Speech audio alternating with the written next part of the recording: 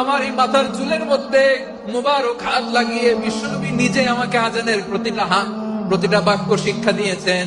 বিশ্বনবীর মুবারক হাত, পবিত্র হাত আমার মাথার চুলের যেই জায়গায় লেগেছে, আমি চাই ওই চুলগুলা নিয়ে আমি আমার কবরের ভিতরে যাব। বিশ্বনবী যখন সাইয়েদনা আবু মাহজুরা রাদিয়াল্লাহু তাআলা আনহুকে আযান শেখাচ্ছিলেন, বলেন তো বিশ্বনবীর হাতটা কোথায় ছিল? আবু মাহজুরার মাথার সামনে, এই চুলের উপরে ছিল। আবু মাহজুরা ওই স্মৃতিটাকে ধারণ করবার জন্য, ওই স্মৃতিকে বহন করার জন্য বিশ্বনবীর মোবারক হাত আবু মাহজুরার কপালের চুলের যেই জায়গায় লেগেছে, মৃত্যুর আগের দিন পর্যন্ত আবু মাহজুরা মাথার ওই চুলে কোনোদিন ছুরি আর কামার লাগায় না, সেখানে কেচি লাগায় নাই, চুলের মধ্যে খুর লাগায় নাই। আবু মাহজুরা ডান দিকের চুল কাটতো, বাম দিকের চুল কাটতো, পেছনের চুল কাটতো, সামনের চুল কাটতো না।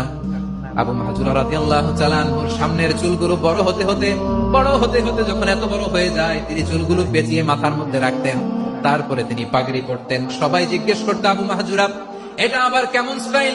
দেখতে তোমার কি বিদঘুটে লাগে? কেমন অড লাগে? কেমন খারাপ দেখা যায়? মক্কায় এমন কোন মানুষ তো দেখি নাই, ডানে চুল কাটে, বায়ে চুল কাটে, পেছনে চুল কাটে, সামনে কাটে না। ওরে আবু মাহজুরা, কেমন দেখা যায় তোমারে? তুমি সামনের চুল কাটো না কেন? আবু মাহজুরা বলে, আমি হাঁটু গেড়ে পেয়ারা নবীর সামনে বসেছিলাম, আমার এই মাথার চুলের মধ্যে মুবারক হাত লাগিয়ে বিশ্বনবী নিজে আমাকে আজানের প্রতিটা বাক্য শিক্ষা দিয়েছেন।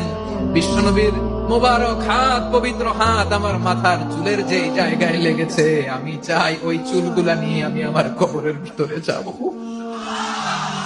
সাইয়েদনা আবু মাহজুরা রাদিয়াল্লাহু তাআলা আনহু ইন্তেকালের আগের পর্যন্ত মাথার সামনের চুলগুলা কাটে নাই। মাথার সামনের চুল তিনি কাটেন নাই। সুবহানাল্লাহি বিহামদি। কেমন ভালোবাসতেন বিশ্বনবী সাহাবীদেরকে, সাহাবারা কেমন ভালোবাসতেন বিশ্বনবীকে। সামনের চুলগুলো বড় হতে হতে এত বড় ছিল, পেঁচিয়ে রেখে পাগড়ি করতেন, কাটতেন না। নবীর হাত লেগেছিল, সুবহানাল্লাহ পড়েন।